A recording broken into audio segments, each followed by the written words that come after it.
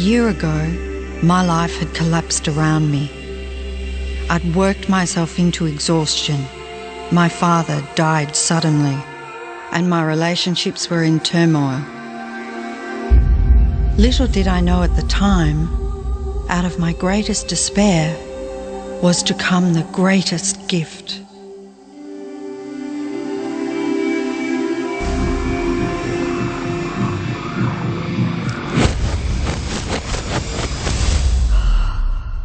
I'd been given a glimpse of a great secret.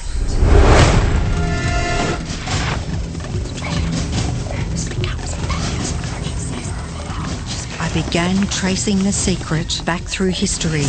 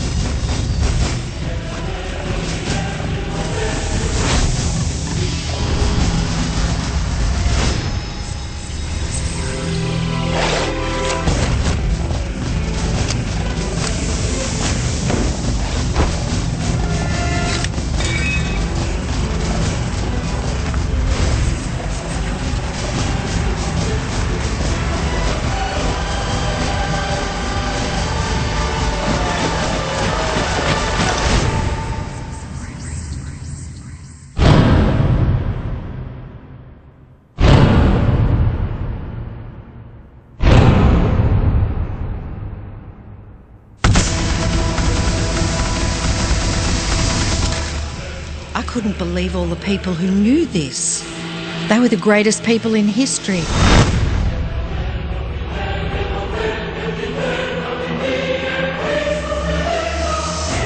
Why doesn't anyone know this? All I wanted to do was share the secret with the world. I began searching for people alive today who know the secret. One by one, they began to emerge.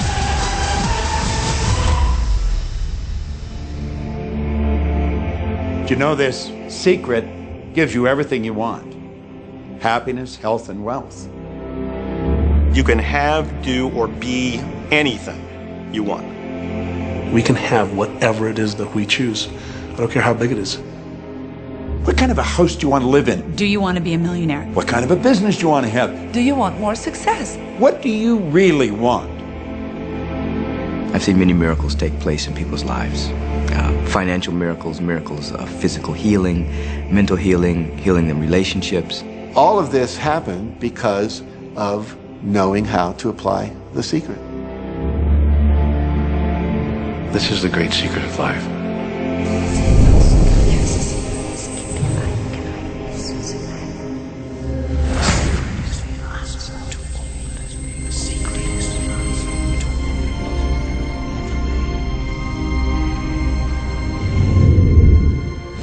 You've probably been sitting there wondering, what is the secret? I'll tell you how I have come to understand it. We all work with one infinite power. We all guide ourselves by exactly the same laws. The natural laws of the universe are so precise that we don't even have any difficulty building spaceships. We can send people to the moon, and we can time the landing with the precision of a fraction of a second. I don't care if you're in India, if you're in Australia, New Zealand, Stockholm, or London, or Toronto, or Montreal, or New York. We're all working with one power, one law. It's attraction. The secret is the law of attraction. Everything that's coming into your life, you are attracting into your life. And it's attracted to you by virtue of the images you're holding in your mind. It's what you're thinking. You see, whatever is going on in your mind, you are attracting to you. Now, wise people have always known that. You can go right back to the ancient Babylonians. They've always known this. It's a small, select group of people. Why do you think that 1% of the population earns around 96% of all the money that's being earned? Do you think that's an accident? It's no accident. It's designed that way. They understand something. They understand the secret. And you are being introduced to the secret. The simplest way for me to look at the law of attraction is if I think of myself as a magnet, and I know that a magnet will attract to it. Very basically put, the law of attraction says that like attracts like. But we're really talking at a level of thought. Our job as humans is to hold on to the thoughts of what we want, make it absolute clear in our minds what we want, and from that we start to invoke one of the greatest laws in the universe, and that's the law of attraction. You become what you think about most, but you also attract what you think about most. If you see it in here, you're going to hold it here. And that principle can be summed up in 3 simple words. Thoughts become things. What most people don't understand is a thought has a frequency. Every thought has a frequency. We can measure a thought. And so if you're thinking that thought over and over and over again, or if you're imagining in your mind, okay, having that brand new car, having the money that you need, building that company, finding your soulmate, if you imagine what that looks like, you're emitting that frequency on a consistent basis. Thoughts are sending out that magnetic signal that is drawing the parallel back to you. See yourself living in abundance, and you will attract it. It always works. It works every time with every person. Here's the problem. Most people are thinking about what they don't want, and they're wondering why it shows up over and over and over again. The law of attraction doesn't care whether you perceive something to be good or bad, or whether you don't want it or whether you do want it. It's responding to your thoughts. So if you're sitting there looking at a mountain of debt, feeling terrible about it, that's the signal you're putting out into the universe. Wow, I feel really bad because of all this debt I've got. You're just affirming it to yourself. You feel it on every level of your being. That's what you're going to get more of.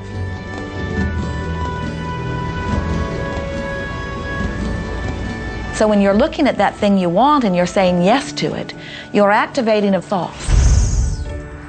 And the law of attraction is responding to that thought and bringing you things that match that. But when you are looking at something that you do not want and you shout no at it, you are actually not pushing it away. Instead, you are activating the very thought of what you do not want, and now law of attraction is lining those things up for you also. This is a universe that is based upon attraction. Everything is about attraction. The law of attraction is always working. Whether you believe it or understand it or not, it's always working. You might be thinking about the past or the present or the future.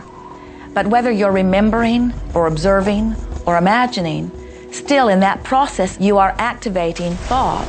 And law of attraction, which is the most powerful law in the universe, is responding to your thought.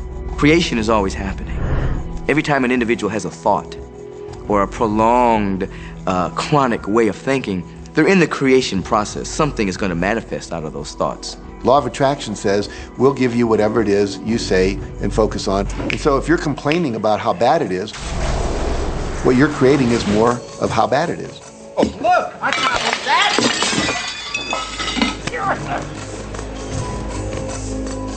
I had a student named Robert. Robert was a gay man, and he was taking an online course I have, part of which entails email access to me. And he outlined all of the grim realities of his life. In his job, all the people ganged up on him. And it was constantly stressful because of how nasty they were with him. When he walked down the street, he said every block he was accosted by homophobic people who wanted to abuse him in some way. He was wanting to become a stand-up comedian. And when he went out and did a stand-up comedy job, everybody heckled him about being gay. And his whole life was one of a lot of unhappiness and misery, and it all focused around this idea of being attacked because he was gay. I began to teach him that he was focusing on what he did not want. I had directed him back to his email that he sent me and said, read it again. Look at all the things you do not want that you're telling me about. And I can tell you're very passionate about this. When you focus on something with a lot of passion, it makes it happen even faster. And then he really started taking this thing about focusing on what you want to heart. And he began really trying it. What happened within the next 6 to 8 weeks was absolutely a miracle. He said that all the people in his office that had been harassing him either transferred to another department, quit working at the company, or started totally leaving him alone, and he began to love his job. He noticed that when he was walking down the street that nobody came up to him and harassed him anymore. They just weren't there. I am a very, very gay man. When he went and did his stand-up comedy routines, he started getting standing ovations and nobody was heckling him. His whole life changed because he changed from focusing on what he did not want, what he was afraid of, what he wanted to avoid, to focusing on what he did want. So we may be very positive in our outlook and orientation, and we tend to attract positive people and positive events and circumstances. We may be very negative in our orientation, or very angry, in which case we tend to attract negative, angry people and negative, angry circumstances. And so you end up attracting to you the predominant thoughts that you're holding in your awareness, whether those thoughts are conscious or whether they're unconscious. That's the rub. If you look very carefully when it comes to the secret and the power of our mind and the power of our intention in our daily lives, it's all around us. All we got to do is open our eyes and look. You see law of attraction evidenced in your society when you see that the one who speaks most of illness has it. When you see that the one who speaks most of prosperity has it. Law of attraction is evident everywhere around you, if you are understanding what it is. It has to do with you being a magnet, attracting thought, attracting people, attracting events, attracting lifestyle.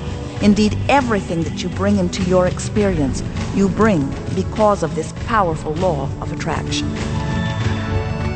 I mean, I'm not talking to you from the point of view of just wishful thinking or imaginary craziness. I'm talking to you from a deeper, basic understanding. Quantum physics really begins to point to this discovery. It says that you can't have a universe without mind entering into it, that the mind is actually shaping the very thing that is being perceived.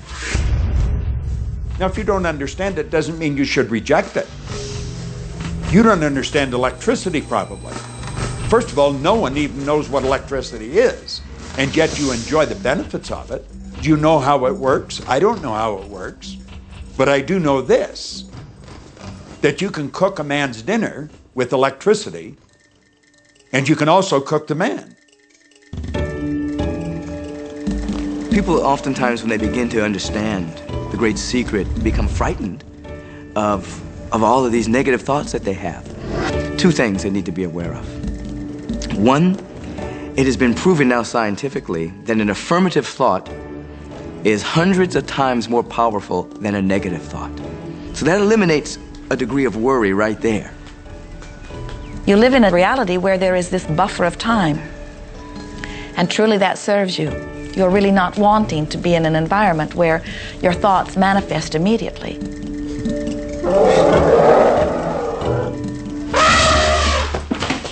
The evidence is long in coming, and that is really a good thing.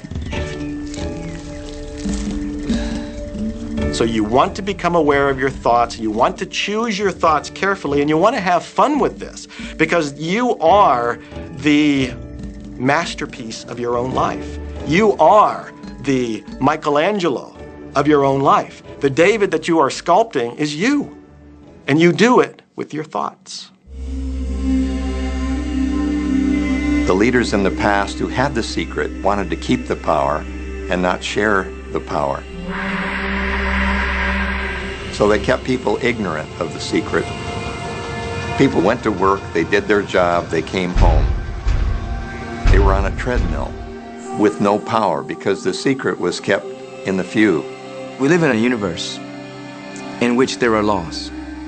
Just as there's a law of gravity, if you fall off a building, it doesn't matter whether you're a good person or a bad person, you're gonna hit the ground.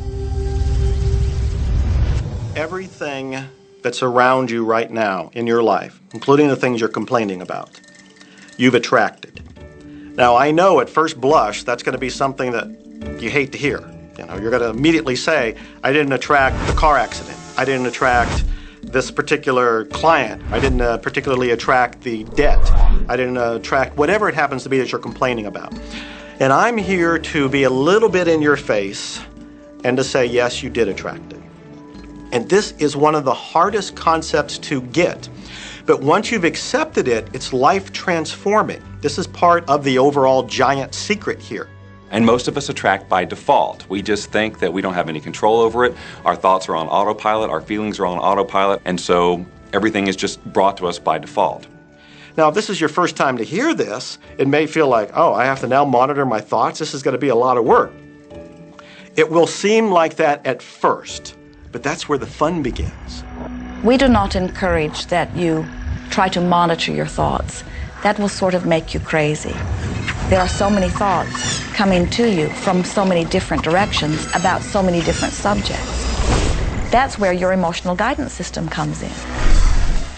Your emotions, your emotional guidance system is what helps you to understand what you're thinking.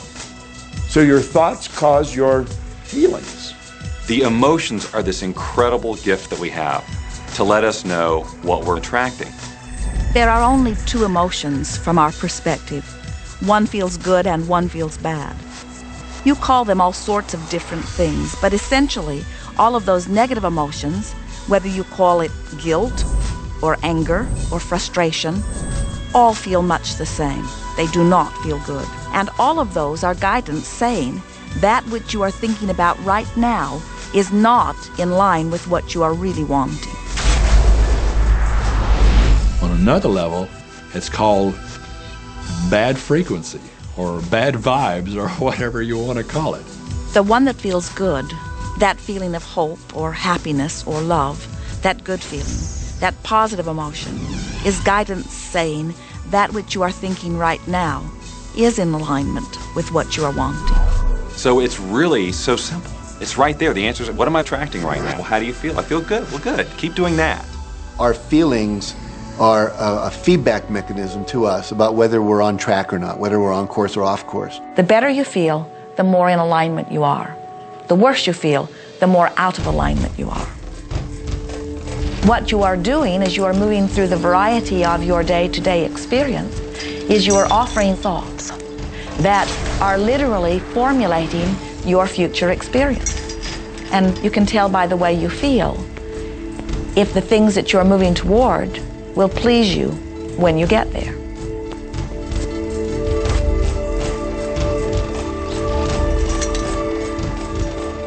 Whatever it is you are feeling is a perfect reflection of what is in the process of becoming. And you're getting exactly what you're feeling about, not so much what you're thinking about. That's why people, if they stub their toe out of bed, they tend to spiral. Inquiry into police corruption. The whole day goes like that, you know.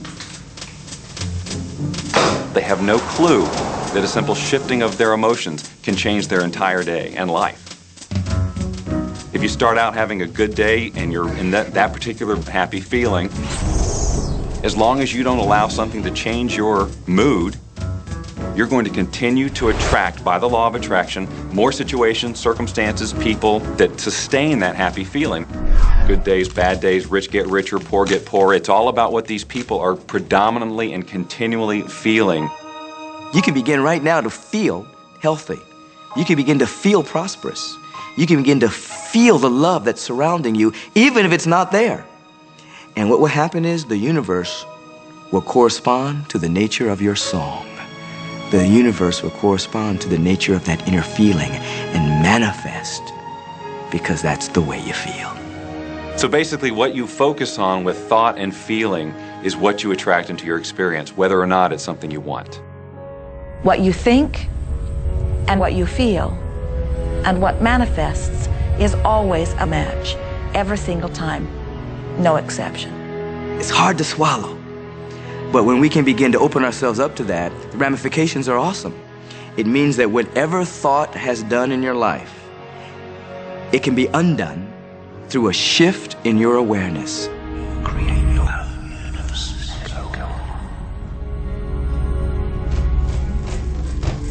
It's really important that you feel good, because this feeling good is what goes out as a signal into the universe and starts to attract more of itself to you.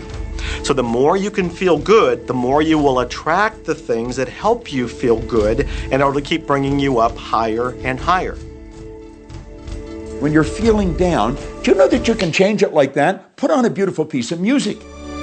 Start singing. That'll change your emotion. Or think of something beautiful. Think of a baby. Maybe one you love. And dwell on it. Really keep that thought in your mind. Block everything out but that thought. I guarantee you'll start to feel good. This principle applies to your family pet, for instance, which I believe are wonderful because they put you in a great emotional state. When you feel love for your pet, that's a great state of love. It's going to bring goodness into your life. What a gift that is. And when you begin to get the hang of this, when you begin to guide your thoughts based upon the way they feel, and you begin to notice the correlation between what you're feeling and thinking and what's coming back to you, before you know it, you will know that you are the creator of your own reality. And those who are watching from a distance will stand in amazement at the perfect life you live. Since I learned the secret and started applying it to my life has truly become magical. I think the kind of life that everybody dreams of, and I live on a day-to-day basis. I live in a $4.5 million mansion. I have a wife to die for. I get to vacation in all the fabulous spots of the world. I've climbed mountains, I've explored, I've been on safaris. And all of this happens and continues to happen because of knowing how to apply the secret. Life can be absolutely phenomenal, and it should be, and it will be, when you start using the secret.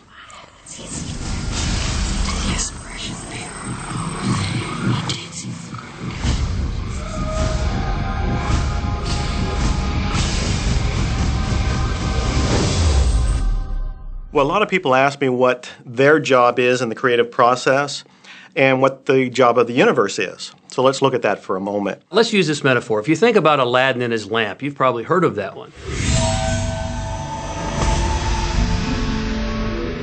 I mean, Aladdin picks up the lamp and he dusts it off, and out pops the genie.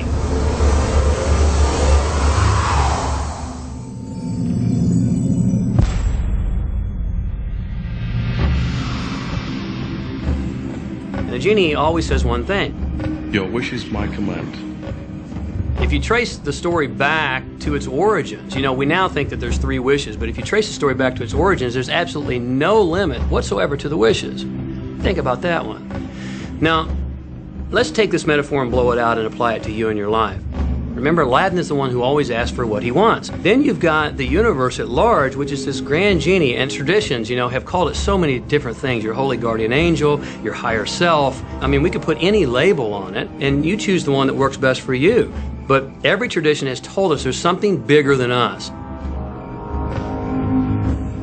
And the genie always says one thing. Your wish is my command.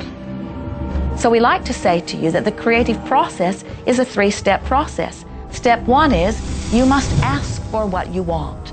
You do not need to use words to ask. In fact, the universe is not even hearing words from you.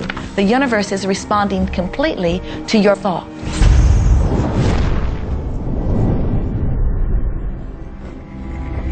What do you really want? Sit down and write it out on a piece of paper. Write it in the present tense. You might begin by writing, I am so happy and grateful now that, and then explain how you want your life to be in every area. And this is really fun.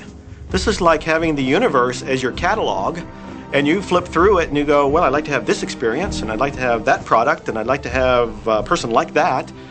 It is you just placing your order with the universe. It's really that easy. The second step is an answer to what you're asking. And that is not your work in your physical form. The universe will do that step for you. All of the universal forces are responding to the thoughts that you have set into motion. Your wish is my command. And the universe will start to rearrange itself to make it happen for you. Most of us have never allowed ourselves to want what we truly want because we can't see how it's going to manifest. If you do just a little research, it is going to become evident to you that anyone that ever accomplished anything did not know how they were going to do it. They only knew they were going to do it. You don't need to know how it's going to come about. You don't need to know how the universe will rearrange itself. You don't know how. It'll be shown to you. You will attract the way.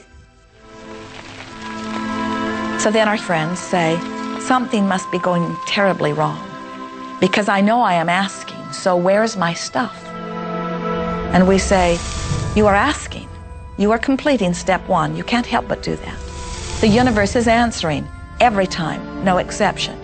But there is another step that you must understand, and it is called step 3, which is the receiving step, which means you must bring yourself into alignment with what you're asking for. When you're in alignment with what you want, you feel wonderful. That's what enthusiasm is. That's what joy is. That's what appreciation is. That's what that feeling of passion is. But when you are feeling despair or fear or anger, those are strong indicators that you are not right now in alignment with what you're asking for. And so, when you begin to realize that the way you feel is everything, and you begin to direct your thoughts based upon how they feel, little by little, you can find the feeling place of it, and now you are one with it, and now it must manifest into your experience.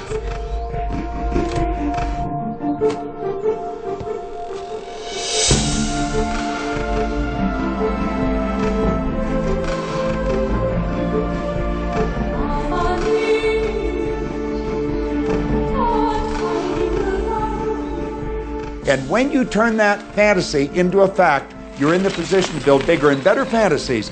And that, my friend, is the creative process. So the law of attraction, the study and practice of the law of attraction is just figuring out what will help you generate the feelings of having it now. Go test drive that car. Go shop for that home. Get in the house. Do whatever you have to do to generate the feelings of having it now and remember them. Whatever you can do to do that will help you to literally attract it. It could be you wake up and it's just there, it's manifest.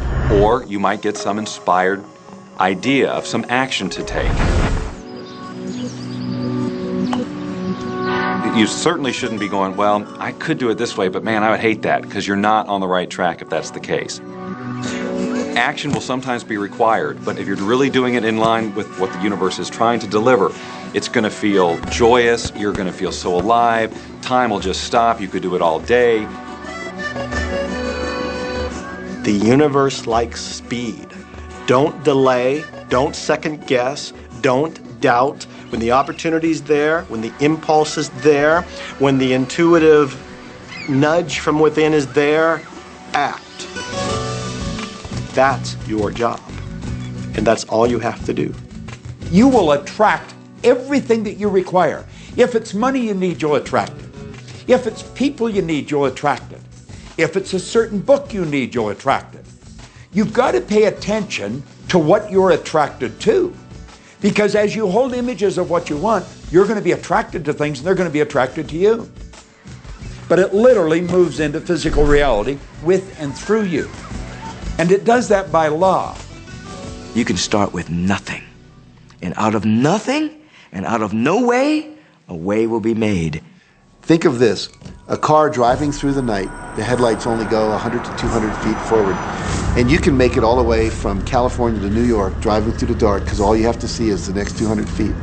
And that's how life tends to unfold before us. And if we just trust that the next 200 feet will unfold after that, the next 200 feet will unfold after that, your life will keep unfolding and it will eventually get you to the destination of whatever it is you truly want because you want it.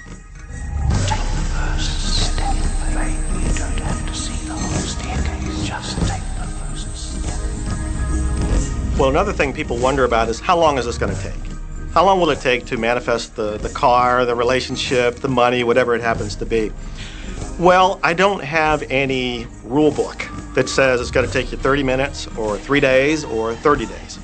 I think it's more a matter of you being in alignment with the universe itself. Size it's nothing to the universe. It is no more difficult to attract on a scientific level something that we consider huge to something that we consider infinitesimally small. The universe does everything it does with zero effort. Grass doesn't strain to grow. It's effortless. It's just this great design. It's all about what's going on up here. It's about what we put in place, saying this is big, it's going to take some time. This is small, oh, I'll give it an hour. You know, those are our rules that we define. There are no rules according to the universe. You provide the feelings of having it now, it will respond. Some people have an easier time with little things, and so we sometimes say, well, start with something small, like a cup of coffee. Make it your intention to attract a cup of coffee today. Hold an image of talking to an old friend that you haven't seen for a long time. Somehow or another, somebody's going to start talking to you about that person. That person's going to phone you, or you'll get a letter from them.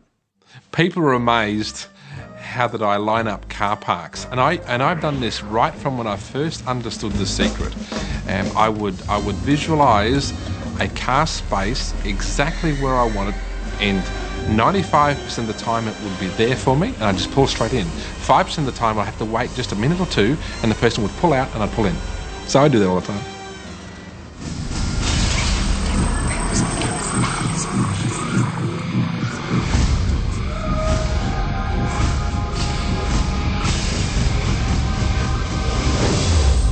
A lot of people feel stuck or in prison or confined by their current circumstances. And I'm trying to point out that whatever your circumstances right now, that is only your current reality. And current reality will begin to change as a result of watching this and beginning to use the secret. But sometimes it feels like you're stuck because you continue to think the same thoughts over and over again.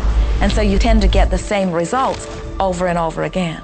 And the reason is because most people offer the majority of their thought in response to what they are observing.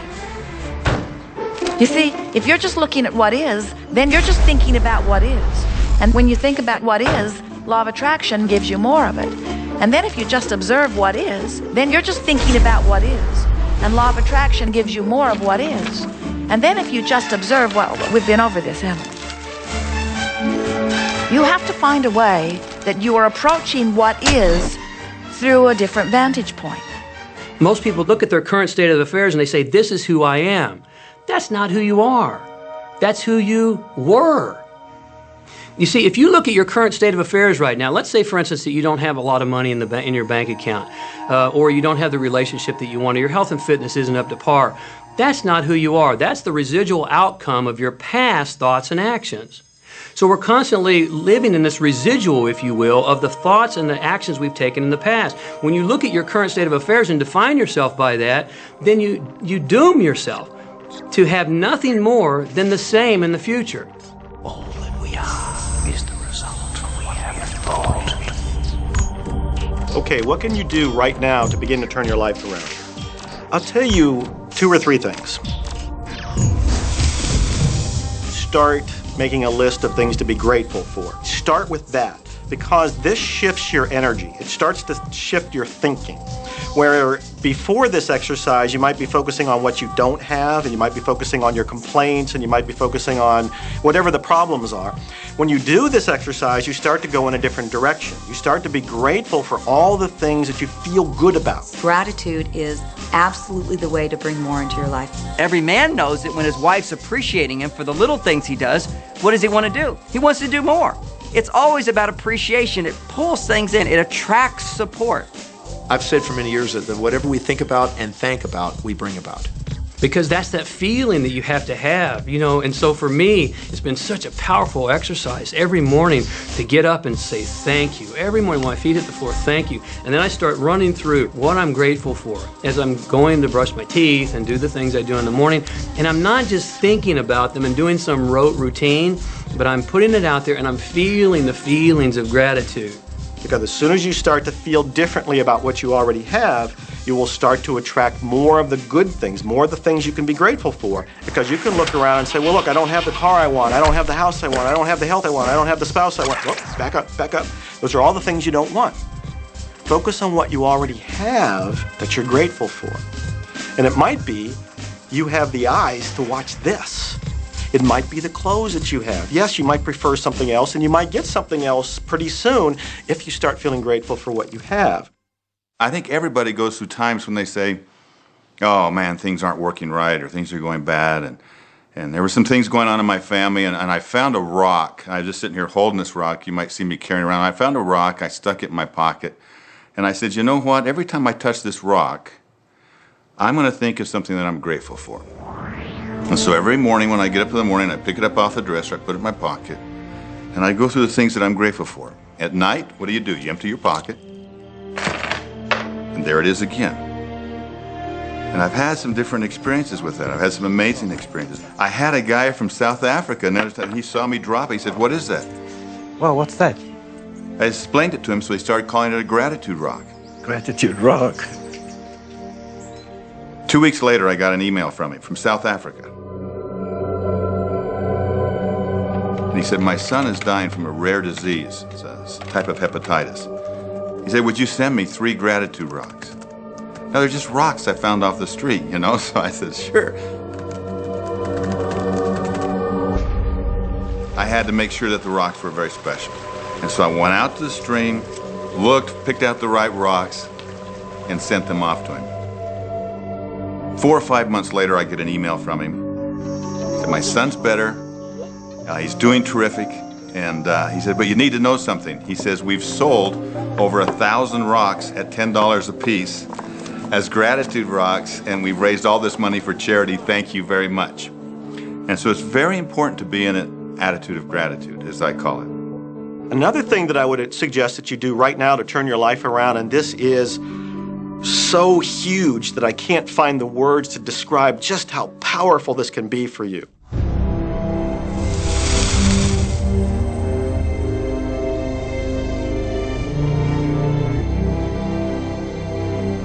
I took the visualization process from the Apollo program and instituted it during the 1980s and 90s into the Olympic program. And it was called Visual Motor Rehearsal. When you visualize, then you materialize. And the interesting thing about the mind is we took Olympic athletes and then hooked them up to sophisticated biofeedback equipment and had them run their event only in their mind. Incredibly, the same muscles fired in the same sequence when they were running the race in their mind as when they were running it on the track. How could this be? Because the mind can't distinguish whether you're really doing it or whether it's just a practice. I think if you've been there in the mind, you'll go there in the body. When you're visualizing, when you've got that picture playing out in your mind, always and only dwell upon the end result.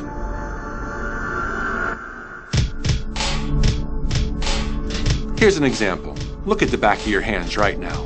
Really, look at the back of your hands. The color of your skin, the freckles, the blood vessels, the rings, the fingernails, the fake fingernails. Take in all those details right before you close your eyes. And then see those hands, your fingers, wrapping around the steering wheel of your brand new car.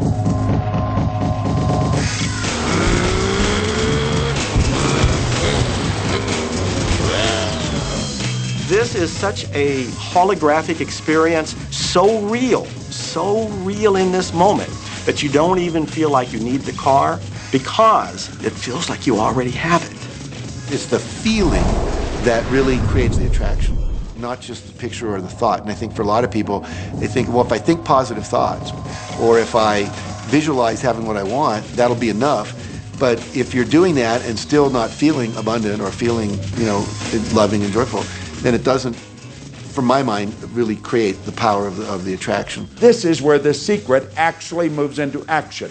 You put yourself in the feeling place of really being in that car, not, oh, I wish I could get that car, or someday I'll have that car, because that's a very definite feeling associated with that. It's not in the now, it's not, it's in the future. If you stay in that feeling, it will always be in the future. Feel the joy, feel the happiness, no matter how silly it seems in that dark and quiet room, and you're going, woohoo! Do it! A lot of people will say, come on, do I have to do that? How bad do you want change?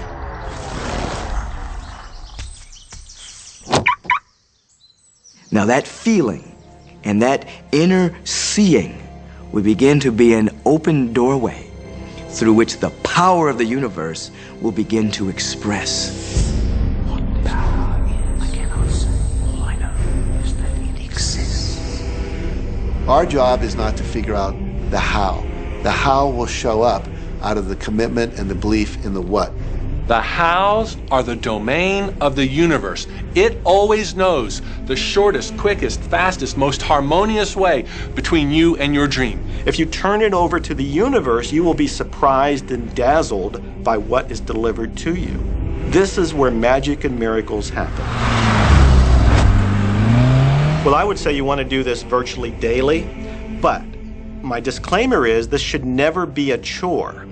What's really bottom line importance here to the whole secret is feeling good. You want to feel exhilarated by this whole process. You want to be high, happy, in tune as much as possible. The only difference between people who really are living this way and people who aren't, living in the magic of life, is that the people who are living in the magic of life have habituated ways of being. They have habituated this process, and magic happens with them wherever they go because they remember it and they do it all the time, not as a one-time event. People hold that for a while and they're really a champion at it, and they say, you know what, I'm fired up, I saw this program and I'm going to change my life, and yet results aren't showing, and beneath the surface it's just about ready to break through, and someone will look at the surface results and go, this stuff doesn't work, and you know what, the universe says, your wish is my command, and it goes down. Knowing the law of attraction, I wanted to really put it to use and to see if it was, what would happen. And in 1995, I started to create something called a vision board, where I take something that I would want to achieve or something that I want to attract, like a car or a watch or the soulmate of my dreams, and I'd put a picture of what I wanted up on this board called the vision board. And every day I would sit in my office and I would look up at this board and I would start to visualize. I would really get into the state of having already acquired it. And I was getting ready to move as we put all the furniture, all the boxes put into storage.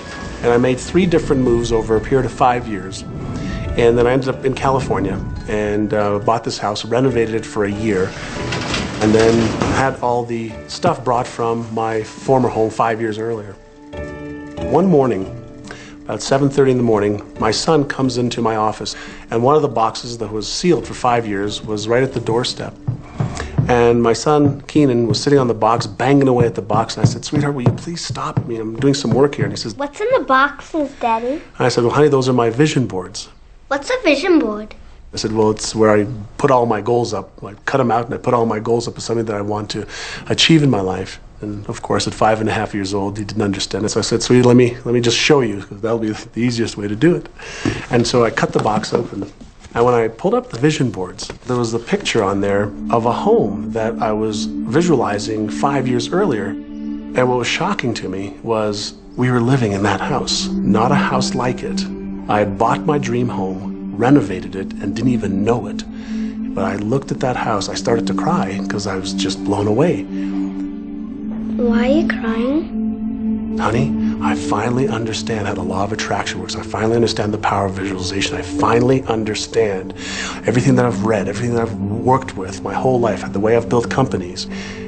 It worked for my home as well. And I bought our dream home and didn't even know it. It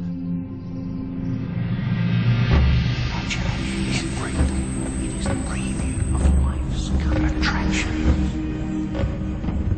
Decide what you want. Believe you can have it. Believe you deserve it. Believe it's possible for you. And then close your eyes every day for several minutes and visualize having what you already want and feeling the feelings of already having it. Come out of that and focus on what you're grateful for already. And really enjoy it, okay? And then go into your day and release it to the universe and trust that the universe will figure out how to manifest it.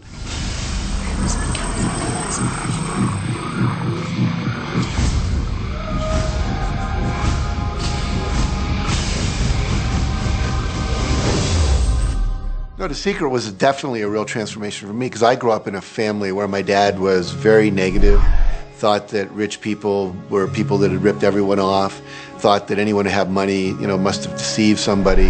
And so I grew up with a lot of beliefs about money, that if you had it, it made you bad. Only evil people have money. And, money doesn't grow on trees. That was a big one. Who do you think I am, Rockefeller? That was one of his favorite phrases. So I grew up truly believing that life was difficult, that it was hard, you had to struggle. And it was only when I met W. Clement Stone that I literally began to shift my life. Whatever the mind of man can conceive, achieve. When I was working with Stone, he said, I want you to set a goal that's so big that if you achieved it, it would blow your mind. And you would know it's only because of what I've taught you that you would have achieved this goal. Well, at the time, I was making about $8,000 a year. And for some reason, I wanted something that was really measurable. So I said, I want to make $100,000 in a year. Now, I had no idea how I could do that.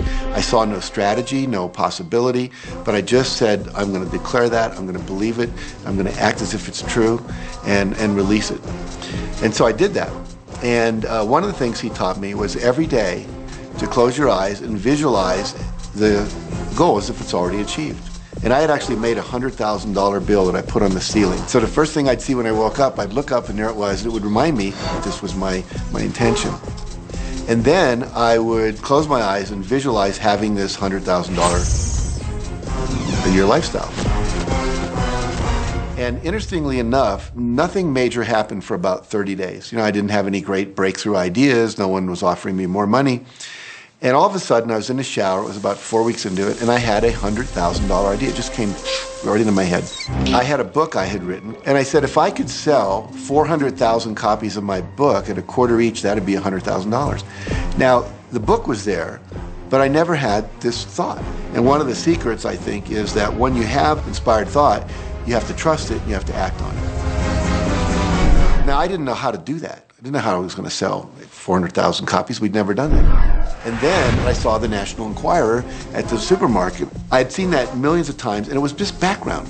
And all of a sudden, it jumped out of me as foreground, and I thought, wow, if readers knew about my book, certainly 400,000 people would go out and buy it. And about 6 weeks later, I gave a talk at Hunter College in New York to 600 teachers, and this lady comes up at the end and she says, that was a great talk. I'd like to interview you. Let me give you my card. And I said, who do you write for? I'm a freelancer, but I sell most of my stuff to the National Enquirer. And I had this little theme from the Twilight Zone went off in my head. Na, na, na, na, na, na. You're like, whoa, this stuff's really working. So that article came out, and our book sales started to take off. But the point I want to make is that I was attracting into my life all these different events, including this person. And to make a long story short, I did not make $100,000 that year. We made $92,327. But do you think we were like depressed and going, this doesn't work? No, we were going, whoa, this is amazing. And so my wife said to me, wow, if it works for 100,000, you think it'd work for $1 million? And I said, I don't know. I think so. Let's try it. My publisher actually wrote me a check as a royalty check for our first Chicken Soup for the Soul book. And he actually put a smiley face in his signature because it was the first $1 million check he'd ever written. And so I know from my own experience, because I wanted to test it, does this secret really work? And when we put it to the test, it absolutely worked. And now I live my life from that every single day. Well, I can just imagine what a lot of people that are watching this are thinking. And that is, how can I attract more money into my life? How can I get more of the green stuff? How can I get more wealth and prosperity? How can I, when I love my job, deal with the credit card debt that I have? And the realization that maybe there's a ceiling on the money that can come in because it's coming to me through my job. How can I bring in more? Intend it. This goes back to one of the things we've been talking about throughout the whole secret. Your job is to declare what you would like to have from the catalog of the universe. Well, if cash is one of them, say how much you would like to have. I would like to have $25,000 unexpected income within the next 30 days. or whatever it happens to be. It should be believable for you. Most people have a goal of getting out of debt. That'll keep you in debt forever. Whatever you're thinking about, you will attract. You'll say, but it's get out of debt. I don't care if it's get out or get in. If you're thinking debt, you're attracting debt. Set up an automatic debt repayment program and then start to focus on prosperity. So many times people say to me, well, I'd like to double my income in the next year. But then you look at their actions and they're not doing the things that are going to make that happen. And they'll turn right around and go, well, I can't afford that. Okay, guess what? Your wish is my command. As you are fussing about not having enough money, as you are talking to your friend about not having enough money, as you are feeling unhappy about not having enough money, you are actually activating within yourself or continuing the activation of a thought that is very different from the desire that you have launched. What it just comes down to is you just can't want more money and focus upon not enough. When I first understood the secret, I was getting bills. Every day I'd get a bunch of bills in the mail. And I thought, how do I turn this around? The law of attraction states that what you focus on, you will get. So I got a bank statement. I whited out the total and I put a new total in there. I put exactly how much I wanted to see in the bank. So I thought, what if I just visualize checks coming in the mail? So I just visualize a bunch of checks coming in the mail. Within just 1 month, things started to change. And it is amazing. Today, I just get checks in the mail. I get a few bills, but I get more checks than bills. I grew up on you have to work hard for money, you have to work hard for money. And so I replaced that with money comes easily and frequently. Now, in the beginning, it feels like a lie, right? There was a part of your brain that will say, oh, you liar, it's hard. So you have to know it's this little tennis match that will go on for a while. When it comes to creating wealth, wealth is a mindset. It's all about how you think. I'd say 80% of my coaching that I do one-on-one with folks is about their psychology and the way they think. And I know when people are listening, they say, oh, well, you can do it, I can't. Every person has the capability to change the way they're in a relationship and conversation with money. I find so many people who maybe make a tremendous amount of money, but their relationships stink. That's a technical term, by the way. And that's not wealth. It really isn't. You can go after the money and you might get rich, but it doesn't guarantee you'll be wealthy. I'm not suggesting that money isn't a part of wealth. It absolutely is. But it's only a part. And then I meet a lot of people who are quote-unquote spiritual, but they're sick and broke all the time. That's not wealth either. Life is meant to be abundant in all areas.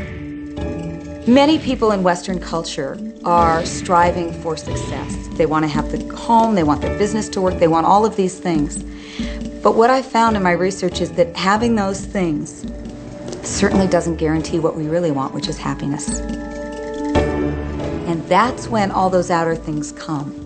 They don't come from going after them first to get happiness. It's backwards.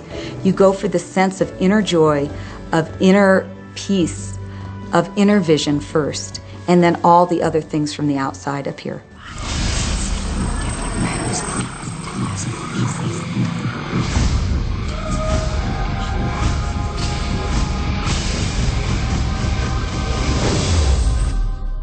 The secret means for me actually that we are creators of our universe, and that every wish of what we want to create will manifest in our life. Therefore, it's very important what you wish, what your thoughts are, what your feelings are, because it will manifest. Now, one day I went into somebody's home, and he was an art director of a very famous film producer. And in every corner, he had this beautiful image of a woman, a naked woman dressed with a fabric, kind of doing this, kind of saying, oh, I don't look at you, I don't see you, And I said, I think you have trouble in your romance. Are you a clairvoyant or something? No, but look, 7 places you have exactly that woman. But I love that kind of painting. I painted it myself. That's even worse, I said, because you put all your creation and your creativity in it. Now, he's this gorgeous looking man. He has all these actresses around him because that's the work he does. He doesn't get romance. I said, what do you want? Well, I want to date 3 women a week. Okay, paint yourself with 3 women and hang it in every corner.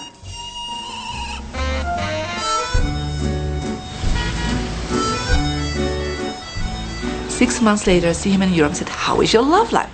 Great. They just call me. They all want to date me. Because that's your wish. Now I have like 3 dates a week. They're fighting over me. Good on you. But I really want to stabilize a little bit. I want marriage, and I want romance. Well, paint it, okay? So he painted a beautiful romantic relationship. And a year later, he got married and is very happy. Because he put another wish out. But he wished it in himself for years, but it did not happen. Because his wish could not manifest because the outer level of himself, his house, was just contradicting himself all the time. So if you know this knowledge, you should start playing with it. Inside relationships, it's important to first understand who's coming into the relationship. And I don't mean about your partner, I mean about you. How can you ever expect anyone else to enjoy your company if you don't enjoy your own company? And so, again, the law of attraction, or the secret, is about bringing that into your life, and you've got to get really, really clear. Here's the question I would ask you to consider. Do you treat yourself the way that you want other people to treat you? You become the solution for you. Don't now you owe me and you need to give me more. Instead, give more to yourself. Take time off to give to yourself, in a sense, to fill yourself up to fullness, to where now you can overflow in giving. I got into many relationships expecting my partner to show me my beauty. I needed to see him showing me my beauty because I didn't feel beautiful. Because when I was growing up, my sheroes were Charlie's Angels, or the Bionic Woman, Wonder Woman. And though they were wonderful women, none of them looked like me. It wasn't until I stopped and I fell in love with Lisa, full lips, round hips, mocha skin, afro, that the rest of the world began to fall in love with Lisa. There's something so magnificent about you. I have been studying me for 44 years. I want to kiss myself. Because you're going to get to love yourself. I'm not talking about conceit. I'm talking about a healthy respect for yourself. And as you love yourself, you'll love others. Sometimes people will say, those people at work are so negative, or the man I live with is so angry, or my children are so worrisome to me. And we say, you must orient yourself to the best part of those people who surround you. We encourage that you get a notebook and that you make a list of the positive aspects of the people that you spend a lot of time with.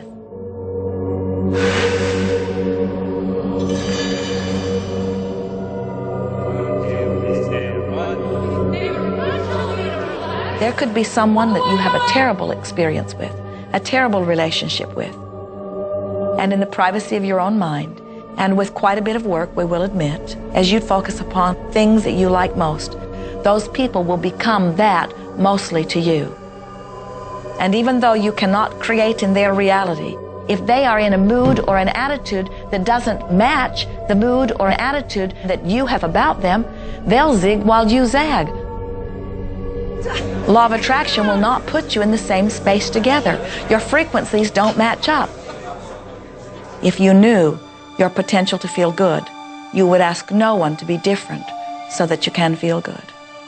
You would free yourself of all of that cumbersome impossibility of needing to control the world or control your mate or control your child. You are the only one who creates your reality. For no one else can think for you. No one else can do it. It is only you. Every bit of it you.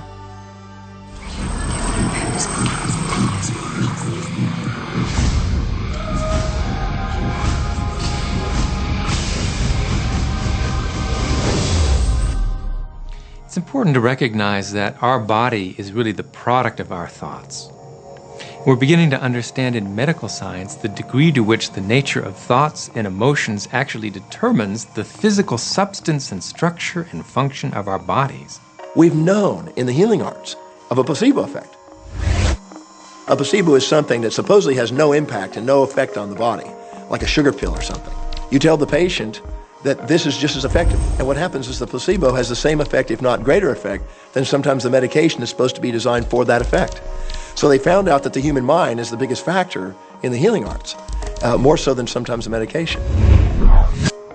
If somebody is in a situation where they're sick and they have an alternative to try to explore what is in their mind creating it versus using medicine, if it's an acute situation that could really bring death to them, then obviously the medicine is a wise thing to do while they explore what the mind is about. So you don't want to negate medicine. Every form of healing has a place. There is only a stream of well-being that flows, you know. It is a stream of pure positive energy. And the universe, all that we know, is abundant with only that. This is a world that is based upon well-being, and well-being dramatically abounds. And when you are allowing that stream to flow in its fullness, you feel very, very good. And when you are pinching it off a bit, you feel not so good. There is only a stream of goodness or well-being which you are allowing or not. And your magnificent emotions are telling you what the mix is, how you're doing in your allowing or your resisting of this connection. You know people who have had terminal disease. Stop and think of the word dis-ease. Hyphenate the word. That's a body that's not at ease. We've got 1,000 different diagnoses and disease out there. They're just the weak link. They're all the result of one thing, stress. And you put enough stress on the chain, you put enough stress on the system, and one of the links breaks. Our physiology creates disease to give us feedback, to let us know we have an imbalanced perspective and we're not loving and we're not grateful. So the body's signs and symptoms are not something terrible. The question that's frequently asked is when a person has manifested a disease in their body temple or some kind of discomfort in their life, through the power of right thinking, can it be turned around? And the answer is absolutely yes. On November 23rd, I was diagnosed with breast cancer. I truly believed in my heart, with my strong faith, that I was already healed. During the day, all day long, I would just say, thank you for my healing. On and on and on I went, thank you for my healing. I believed in my heart I was healed. I saw myself as if cancer was never in my body. One of the things I did to heal myself was to watch very funny movies. That's all we would do, is just laugh, laugh, laugh. We couldn't afford to put any stress in my life because we knew stress was one of the worst things you can do while you're trying to heal yourself. From the time I was diagnosed, which was November 23rd, to the time I was healed totally was approximately 3 months. And that's without radiation and chemotherapy. Well, we come with a basic program. It's called self-healing.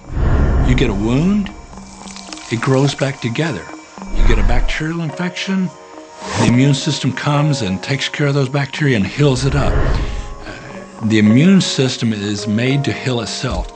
Dis-ease cannot live in a body that's in a healthy emotional state. Your body is casting off millions of cells every second, and it's creating millions of new cells. In fact, literally, parts of our body are replaced every day. Other parts take a few months, other parts a couple of years.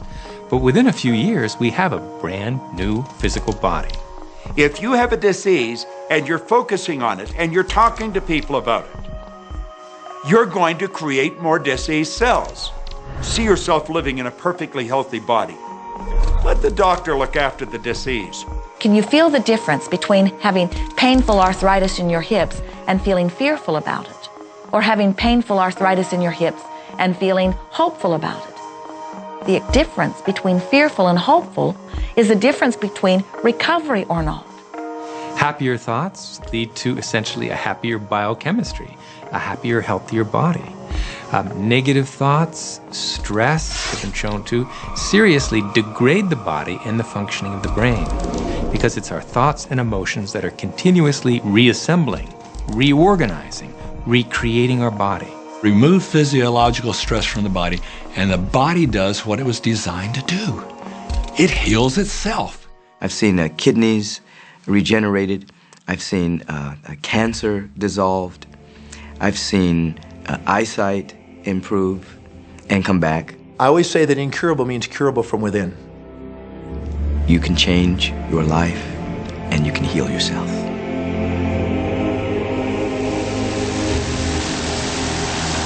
Well, my story begins on March 10, 1981. It really changed my whole life. It was a day I'll never forget. I crashed an airplane.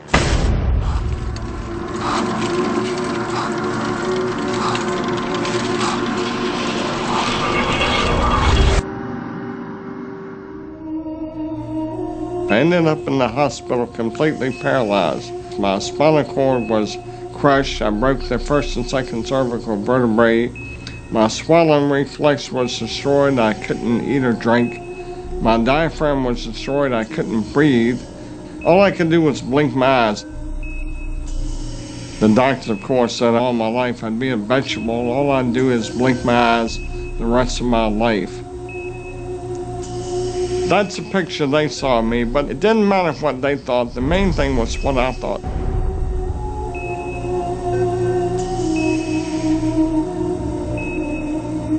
I picture myself being a normal person again, walking out of that hospital. The only thing I had to work with in the hospital was my mind. As long as you have your mind, you can put things back together again. I was hooked to a respirator, and they said I'd never breathe on my own again because my diaphragm was destroyed. But this little voice kept saying to me, breathe deep, breathe deep.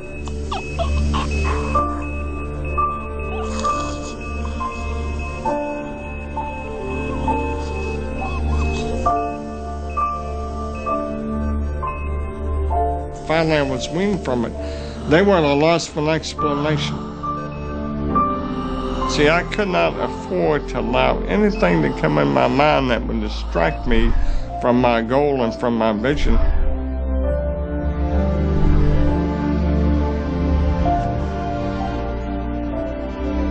Well, I set a goal to walk out of the hospital on Christmas. That was my goal.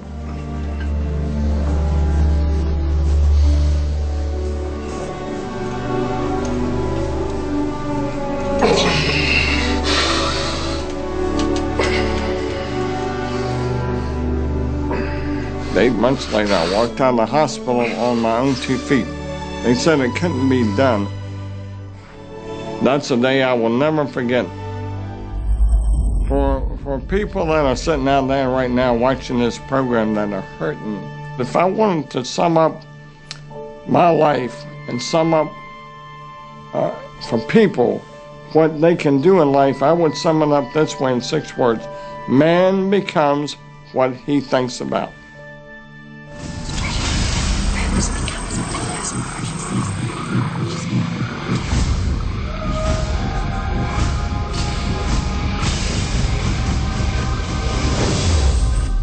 We notice that there are so many people who are living life in a very conditional way. They look out and they see things that are wonderful and they say, yes, we want more of those. We would vote for that. We would support that with our time and energy and money. But then they look out and they see things that they do not want, terrible things that they do not want to live and that they do not want to see others live. And they say, we've got to do something about getting rid of those things. But they don't realize that as they push against the unwanted, they add power to it. In this world, there is a war against poverty and a war against cancer and a war against teenage pregnancy and a war against terrorism and a war against violence and a war against terrorism. We mentioned that there's a war against terrorism, and all of this pushing against is only adding to, because you can't say no and make it go away. When you shout no, law of attraction is lining that up. The reason that what you resist persists is because if you're resisting something, you're saying, no, I don't want this thing because it makes me feel this way, the way I'm feeling right now. So you're just putting out this really strong emotion of, wow, I really don't like this feeling, and it's there, and it just comes racing towards you. You know, the anti-war movement creates more war. The anti-drug movement has actually created more drugs because we're focusing on what we don't want, drugs. People will say, well, shouldn't I focus upon that? That is true. And we say, that is like saying, because someone gave their attention to something they did not want long enough that now it is manifested, I should do it too. And we say, we don't really understand that reasoning. Mother Teresa was brilliant. She said, I will never attend an anti-war rally. If you have a peace rally, invite me. You know, she knew. She understood the secret. I mean, look what she manifested in the world. So if you're anti-war, be pro-peace. If you're anti-hunger, be pro people having more than enough to eat. If you're anti a particular politician, be pro his opponent. Often elections are tipped in the favor of the person that people are really against because he's getting all the energy and all the focus. You want to focus on what you want, not what you don't want. It's okay to notice what you don't want because that gives you contrast to say, well, this is what I do want. But the fact is that the more you talk about what you don't want or talk about how bad it is, read about all of that all the time, and then say, oh, how terrible it is, well, you're creating more of that. You know, so many times people say to me, well, James, I have to be informed.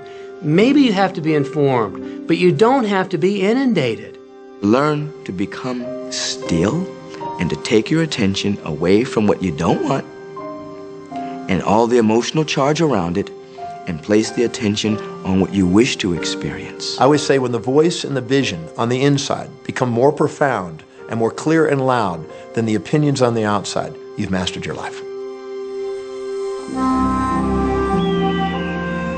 You are not here to try to get the world to be just as you want it to be. You are here to create the world around you that you choose, while you allow the world as others choose it to be, to exist also.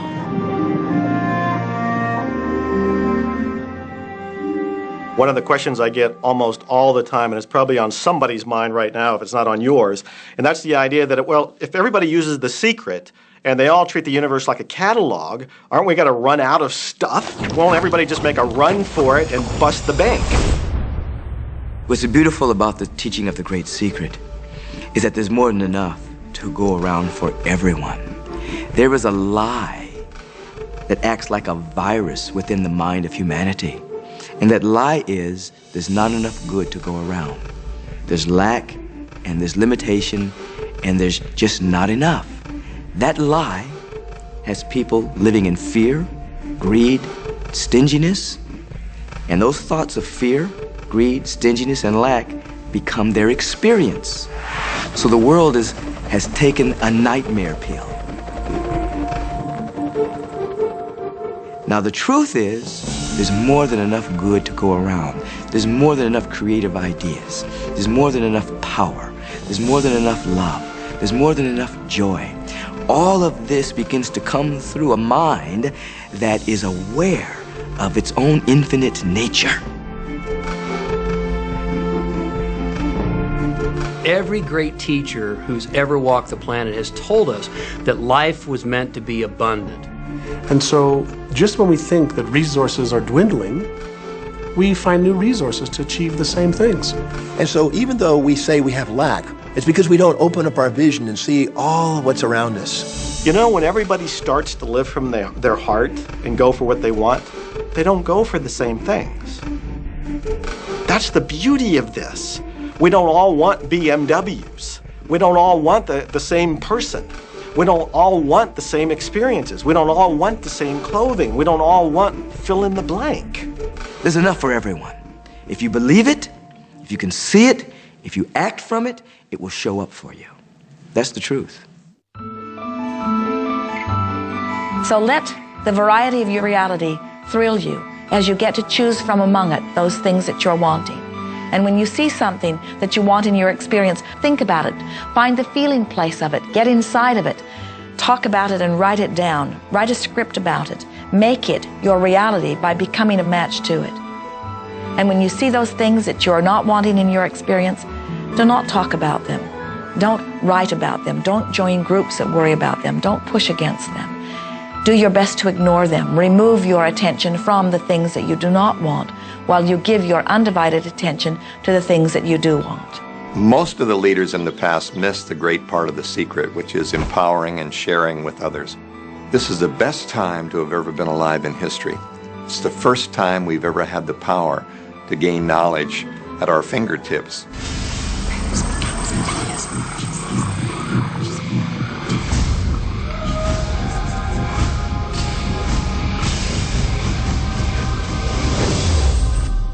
When we look around us, even at our own bodies, what we see is the tip of the iceberg. Think of this for a moment. Take your hand and look at it. Now, your hand looks solid, but it's really not. If you put it under a proper microscope, you'd see a mass of energy vibrating. Everything is made up of the exact same thing, whether it's your hand, whether it's the ocean, or whether it's a star. Everything is energy. And let me help you understand that just a little bit. There's the universe, of course, and our galaxy, and our planet, and then individuals, and then inside of this body are organ systems, and then there's cells, and then there's molecules, and then there's atoms, and then there is energy.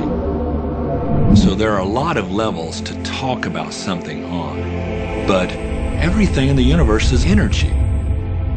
I don't care what city you're living in, you've got enough power in your body, potential power, to illuminate the whole city for nearly a week.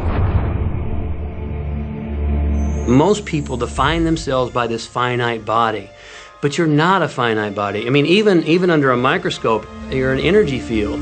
Well, what we know about energy is this.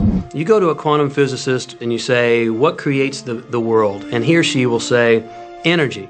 Well, describe energy. Okay, it can never be created or destroyed. It's always was, always has been. Everything that ever existed always exists. It's moving into form, through form, and out of form.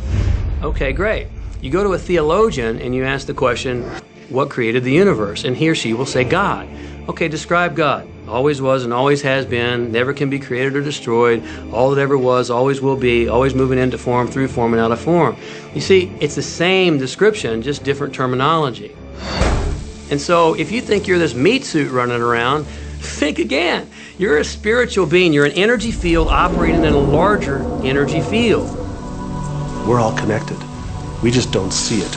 There isn't an out there and an in here. Everything in the universe is connected. It's just one energy field. You are extensions of source energy, and you are here in these magnificent bodies, but your bodies have distracted you, for the most part, from who you really are. You are source energy. You are eternal beings. You are God force. You are that which you call God. Scripturally, we could say that we are the image and the likeness of God. We could say we are another way that the universe is becoming conscious of itself. We could say that we are the infinite field of unfolding possibility. All of that would be true. Every great tradition has told you that you were created in the image and the likeness of the creative source. That means that you have God potential and power to create your world, and you are. You are. And maybe you've created things to this point that are wonderful and worthy of you, and maybe you haven't. The question I'd ask you to consider is, do the results you have in your life, are they what you really want? And are they worthy of you? If they're not worthy of you, then when would now be the right time to change those? Because you have the power to do that. The power is under our control. You know, a lot of people feel like they're victims in life, and they'll often point to past events, perhaps growing up with an abusive parent or in a dysfunctional family. And I would add as a parenthesis here that most psychologists believe that about 85% of families are dysfunctional. So it's like all of a sudden you're not so unique. My parents were alcoholics, my dad abused me, my mother divorced him when I was 6. From the age of 13 to 18, I was involved in street gangs. I had a severe motorcycle accident. I was homeless at one point in Dallas. I lived in poverty for 15 years in Houston. When I was a child, I had learning difficulties, and I was considered learning disabled, and I was told I would never read, write, or communicate, never amount to anything, not go very far in life. I mean, that's almost everybody's story in some form or not. So that's just called so what. The real what is, what are you going to do now? What do you choose now? Because you can either keep focusing on that or you can focus on what you want. And when people start focusing on what they want, what they don't want falls away. And that part expands and the other part disappears. We are wanting you to come to the place where you're beginning to offer your thought deliberately, where you're guiding your thoughts on purpose, where you are the creator of your own experience because you are the manager of your own thoughts. The beautiful thing about the law of attraction is that you can begin where you are, and you can begin to think, real thinking, and you can begin to generate within yourself a feeling tone of harmony and happiness. The law will begin to respond to that. So now you start to have different beliefs, like there is more than enough in the universe, or you have the belief that everything goes right for me. Or you have the belief that I'm not getting older, I'm getting younger. We can create it the way we want it by using the law of attraction. And you can break yourself free from your hereditary patterns, cultural codes, social beliefs, and prove once and for all that the power within you is greater than the power that's in the world. Some of you may be thinking, well, that's very nice, but I can't do that, or she won't let me do that, or he'll never let me do that, or I haven't got enough money to do that, or I'm not strong enough to do that, or I'm not rich enough to do that, I'm not. Every single I'm not is a creation. Whether you can or you can't, you are right. Are there any limits to this? Absolutely not. We are unlimited beings. We have no ceiling. The capabilities and the talents and the gifts and the power that is within every single individual on this planet is unlimited.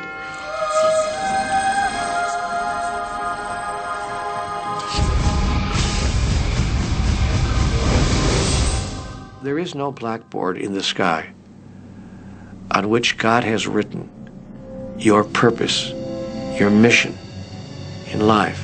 There's no blackboard in the sky that says, Neil Donald Walsh, a handsome guy who lived in the first part of the 21st century, who, colon, then there's a blank, you know, and all I have to do to really understand what I'm doing here, why I'm here, is to find that blackboard and find out what God really has in mind for me. But the blackboard doesn't exist. So your purpose is what you say it is. Your mission is the mission you give yourself. Your life will be what you create it as, and no one will stand in judgment of it now or ever. It took a lot of years for me to get this, because I grew up very much with this idea that, you know, there was something I was supposed to do, and if I wasn't doing it, I was like, God wouldn't be happy with me, you know? When I really got that my primary aim was to feel and experience joy, then I began to do only those things which brought me joy. We have a saying, you know, if it ain't fun, don't do it, you know? Joy, love, freedom, happiness, laughter. That's what it is. And if you've just experienced joy sitting there and meditating for an hour, by golly, do that. If you experience joy eating a salami sandwich, then do that. When I pet my cat, I'm in a state of joy. When I walk in nature, I'm in a state of joy. So I want to constantly put myself in that state. And when I do that, then all I have to do is have the intention of what I want, and what I want manifest. So inner happiness actually is the fuel of success. Anything that makes you feel good is always going to be drawing in more. You are listening to this right now. It's you that drew this into your life. It's your choice whether you want to take it and utilize it. If it feels good, if it doesn't feel good, then you know, let it go. Find something that feels good, that resonates with your heart.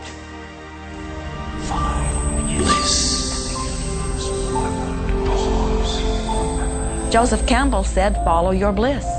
We think those are the best words we have ever heard spoken from a human tongue. And if one could follow one's bliss, you would follow the trail to abundance and well-being on all subjects. Enjoy life with us, because life is phenomenal. It's a magnificent trip.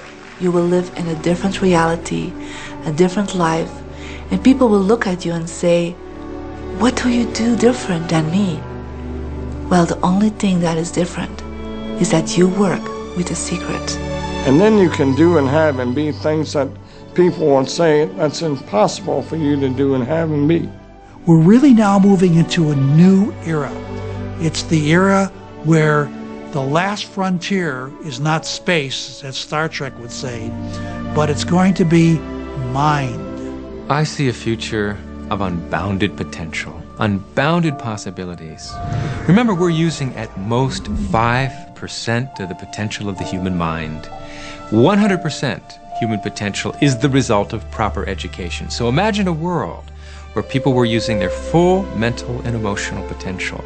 We could go anywhere. We could do anything, achieve anything. See yourself with the good that you desire.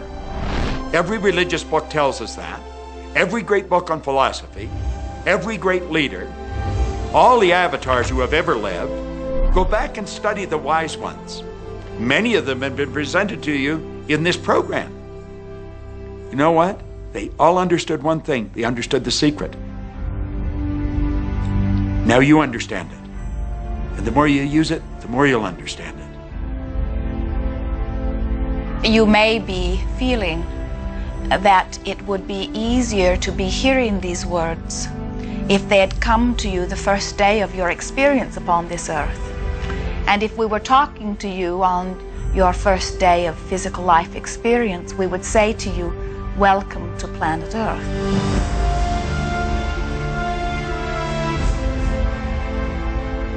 There is nothing that you cannot be or do or have. You are a magnificent creator, and you are here by your powerful and deliberate wanting to be here. Go forth, giving thought to what you are wanting, attracting life experience to help you decide what you want. And once you have decided, giving thought only unto that. Most of your time will be spent collecting data that will help you decide what it is you want. But your real work is to decide what you want and then to focus upon it. For it is through focusing upon what you want that you will attract it. That is the process of creating. I believe that you're great, that there's something magnificent about you. Regardless of what has happened to you in your life, regardless of how young or how old you think you might be, the moment you begin to think properly, there's something that is within you, there's power within you that's greater than the world, it will begin to emerge. It will take over your life. It will feed you. It will clothe you. It will guide you, protect you, direct you, sustain your very existence if you let it. Now that is what I know for sure.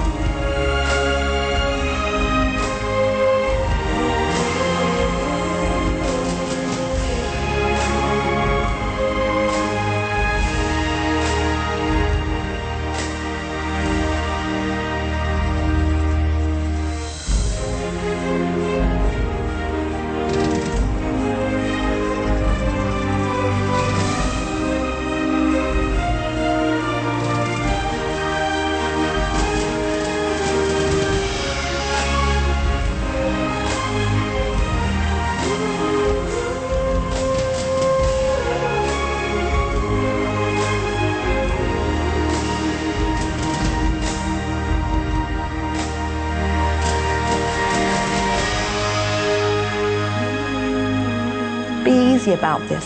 Have fun with it. There is nothing you are supposed to do, only that which you want to do.